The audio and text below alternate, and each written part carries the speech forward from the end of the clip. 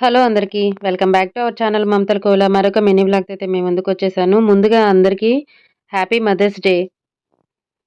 అమ్మంటే ఒక పదం కాదు. అది ఒక అంతులేని అనురాగం. మనల్ని ప్రపంచానికి పరిచయం చేసి, తన సర్వస్వాన్ని మన కోసం దారపోసే ప్రత్యక్ష దైవమే అమ్మ.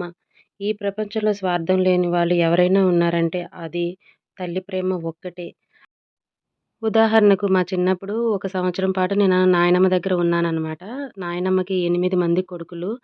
ప్రతిరోజు పడుకునేటప్పుడు నాయనమ్మ వెంకటేశ్వర స్వామిని కొలిచేదనమాట. ప్రతిరోజు పడుకునేటప్పుడు సాయంత్రం, నైటు ఆహ్, చిన్నోడు, పెద్దోడు ఇలా పేరు పెట్టి కాకుండా నాలుగో వాడు, ఐదో వాడు ఇవాళ నాలుగో వాడికి ఈ కష్టం వచ్చింది తండ్రి. వాడిని దగ్గరుండి నువ్వే నడిపించు స్వామి అని అనుకునేది. మళ్ళీ మరుసటి రోజు ఐదో ఆయనకో, ఆరో ఆయనకో ఇలా అని ప్రతిరోజు కొడుకుల గురించే అడిగేది తప్ప, తనకి ఎంత హెల్త్ బాగోలేకపోయినా నాకు ఈ ప్రాబ్లమ్ వచ్చింది నాయనా, నాకిది తగ్గించు అని అడిగేదే కాదనమాట. ఇంకా మా అమ్మ విషయానికొస్తే మాత్రం, మా నాన్నకి సడెన్‌గా హెల్త్ బాగోలేదు. అప్పుడు తమ్ముళ్ళు ఇద్దరు చిన్న పిల్లలే. నాకొక్కదానికే పెళ్లయిపోయింది. అప్పుడు నాకు 17 సంవత్సరాలనమాట. ఇక ఏనాడు అమ్మ బయటికెళ్ళి పని చేసిందే కాదు.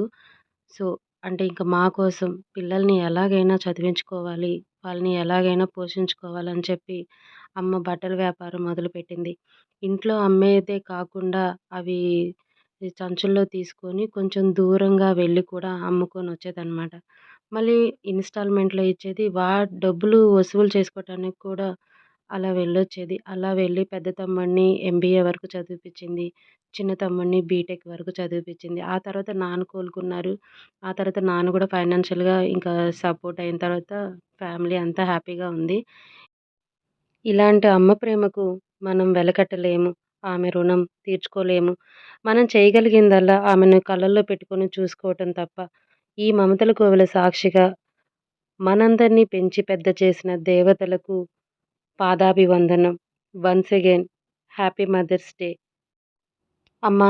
నువ్వు మా కోసం చేసిన ఈ త్యాగానికి మేము నీకు ఎప్పటికీ రుణపడి ఉంటాము. హ్యాపీ మదర్స్ డే అమ్మా!